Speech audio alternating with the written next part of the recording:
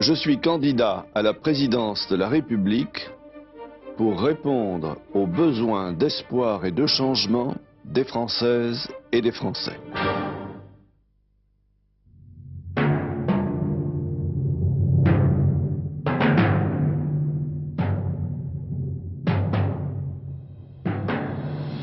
Nous n'accepterons jamais de céder au terrorisme.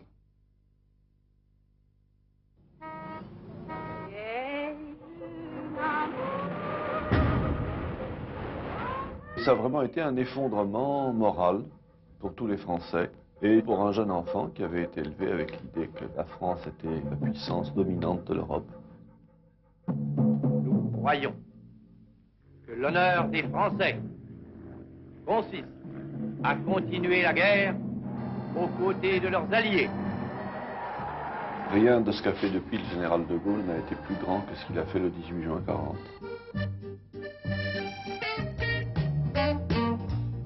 C'était des années où la France se reconstruisait, mais où la jeunesse avait la vie plus facile finalement qu'aujourd'hui. Il n'y avait pas l'angoisse de l'avenir. En même temps, c'était une France plus rude et plus dure, avec davantage d'inégalités, moins de protection pour les plus faibles. On a quand même en 40 ans fait beaucoup de progrès dans le sens de la solidarité.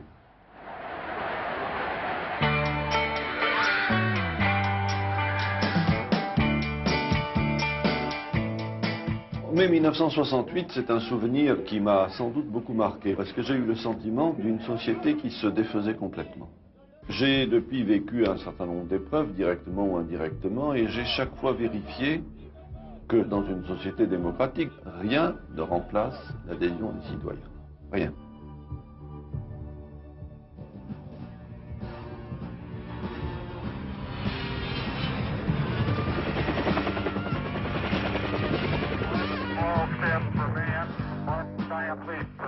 J'ai été une dizaine d'années chef d'entreprise, c'est un souvenir très heureux.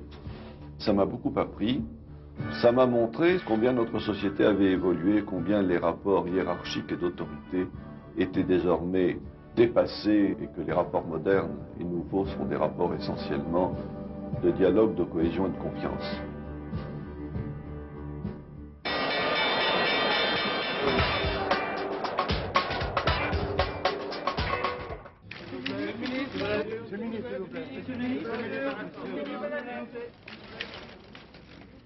C'est une époque durant laquelle nous avons fait beaucoup de réformes.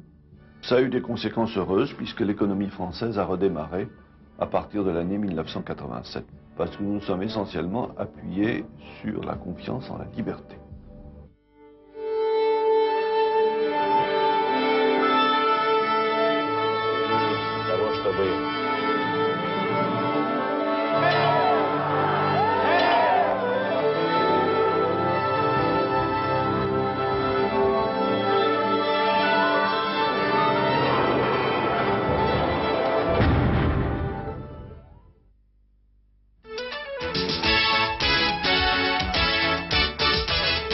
Bonjour, Monsieur Balladur est nommé Premier ministre. N'ayons pas peur du risque.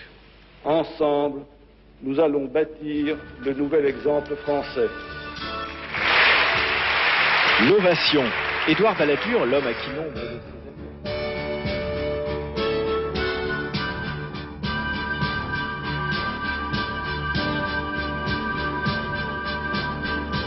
Si j'ai décidé d'assumer la responsabilité qui m'était offerte, c'est parce que je pensais que la France ne pouvait pas perdre son temps et perdre 2 années de plus.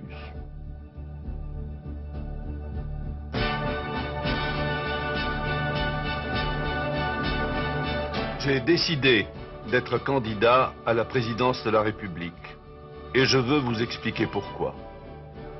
Parce que je pense que la France a un grand avenir et que l'espoir est possible.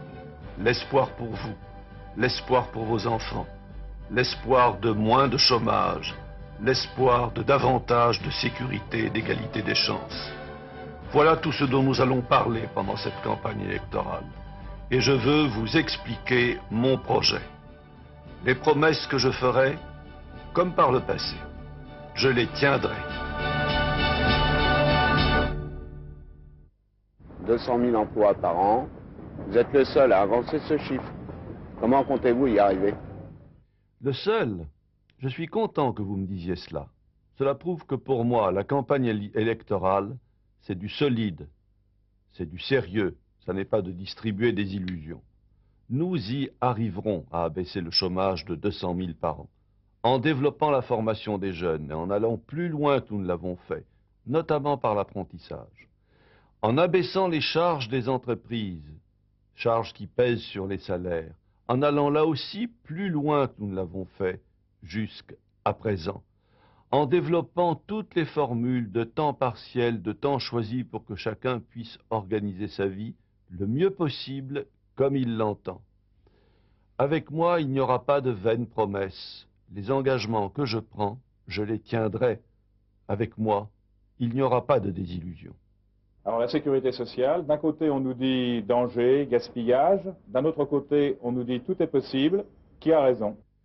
Ceux qui ont raison, ce sont ceux qui veulent sauver la sécurité sociale afin qu'elle continue à bénéficier à tous les Français en respectant leurs droits acquis. C'est ce que j'ai fait en 1993 où je l'ai trouvé en faillite. Nous avons sauvegardé les retraites, nous avons sauvegardé l'assurance chômage. Il nous reste à mettre hors d'eau, si je puis dire, l'assurance maladie. Nous avons commencé et il faut continuer. Il ne s'agit pas de remettre en cause les droits acquis, pas du tout. Il s'agit de mieux gérer pour que notamment les plus faibles, les plus démunis continuent à être garantis. Monsieur Balladur, vous parlez souvent de la famille, mais avez-vous vraiment une politique en faveur de la famille? Oui, bien sûr. D'abord, nous avons sauvegardé le régime familial en lui garantissant les recettes qui sont les siennes et qui auparavant étaient régulièrement transférées ailleurs, pour partie. En second lieu, nous avons institué l'allocation parentale d'éducation pour le deuxième enfant, pour laisser la liberté de choix. Je propose désormais qu'on étende l'allocation parentale d'éducation au premier enfant, pour que les parents puissent bien organiser leur choix entre la vie professionnelle et la vie familiale. Et je propose également que pour cela, on développe le temps partiel et le temps choisi. Enfin, je propose que l'on crée une allocation pour les personnes âgées dépendantes en leur offrant le choix entre rester chez elles, si elles le peuvent, c'est-à-dire dans leur famille, dans leur milieu naturel dont elles ont l'habitude, ou entrer dans des établissements spécialisés, si elles le préfèrent.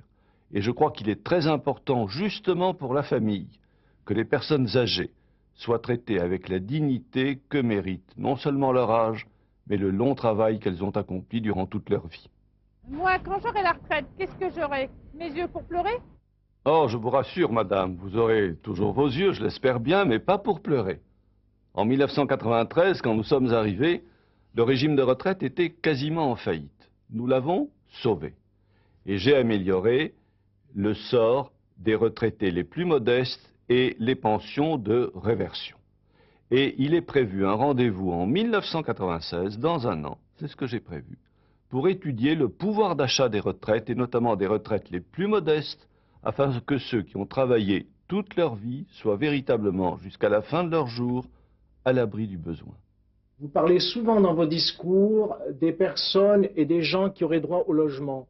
Monsieur Balladur, est-ce que cela serait une de vos priorités que de loger tous les exclus? Naturellement. Lorsque nous sommes arrivés il y a 2 ans, on construisait 7000 logements très sociaux par an. Aujourd'hui, on en construit 20 000 en 1995, 3 fois plus. Et je propose qu'on en construise 100 000 dans les 5 années qui viennent. Il faut développer également le logement pour les catégories les plus modestes et c'est pourquoi je propose la réhabilitation de 600 000 logements sociaux dans les HLM. Enfin, il faut faire en sorte que les Français puissent accéder à leur logement, à la propriété de leur logement plus facilement.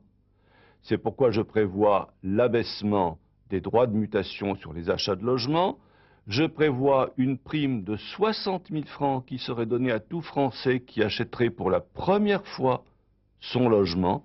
Et je prévois également l'abaissement des droits de succession jusqu'à 500 000 francs, leur suppression, notamment pour ceux qui transfèrent à leurs enfants la propriété de leur logement. Voilà la politique du logement que je souhaite. C'est une priorité pour l'ensemble des Français. Monsieur Balladur, pendant la campagne électorale, vous n'avez pas pensé aux agriculteurs. Parce qu'à la radio, on écoute tout le monde, mais on ne parle jamais des ruraux et de la campagne. Écoutez, je ne sais pas qui vous écoutez, monsieur, mais je suis déjà allé voir plusieurs exploitants agricoles et j'y étais encore il y a quelques jours en Mayenne. D'abord, je vous rappelle que nous avons sauvé l'agriculture française des risques qu'elle courait lors des négociations du GATT il y a 2 ans et lors des mauvais accords de Blair House. Nous l'avons sauvée. En second lieu, nous avons pris toute une série de dispositions. Baisse des charges fiscales, baisse des charges sociales, amélioration des pensions de reversion et également aide accrue aux jeunes agriculteurs pour leur installation. Il faut aller plus loin. L'agriculture est une grande chance pour la France, actuellement menacée d'ailleurs par le désordre monétaire qui règne en Europe, ce qui prouve que nous avons tous intérêt à une monnaie européenne et notamment les agriculteurs, je le sais, y ont intérêt. J'ai rencontré les dirigeants agricoles il y a quelques jours et nous sommes décidés à aller plus loin pour la baisse des charges des entreprises agricoles, pour l'amélioration des chances des jeunes agriculteurs, pour une meilleure organisation des marchés et pour une meilleure politique de la qualité qui garantit la place de la France comme premier exportateur de produits agricoles dans le monde. Tout le monde sait que les emplois, ce sont les PME qui les créent. Je suis patron d'une PME et franchement, je ne trouve pas qu'on soit vraiment aidé.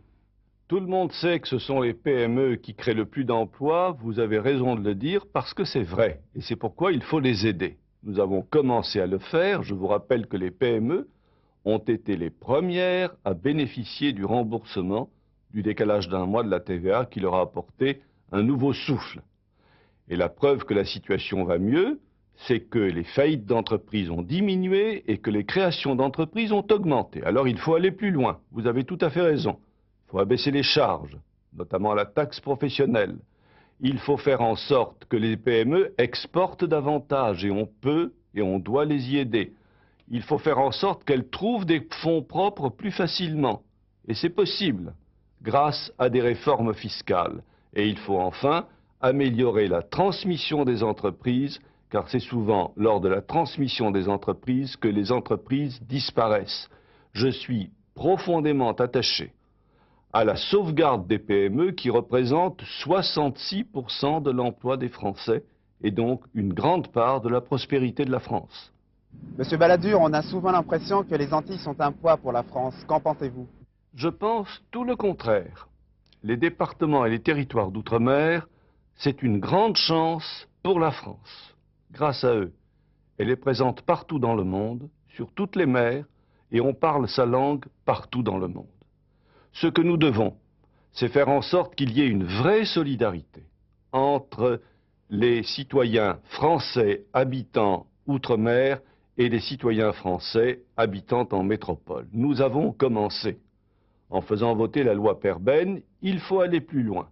Et je propose une loi cadre qui garantira aux citoyens français des départements et des territoires d'outre-mer l'accès à la formation, l'accès à l'emploi, l'accès au logement, qui leur permettront d'être véritablement au sein de la République française avec les mêmes chances et les mêmes droits que l'ensemble des citoyens de cette République dont ils sont une partie irremplaçable.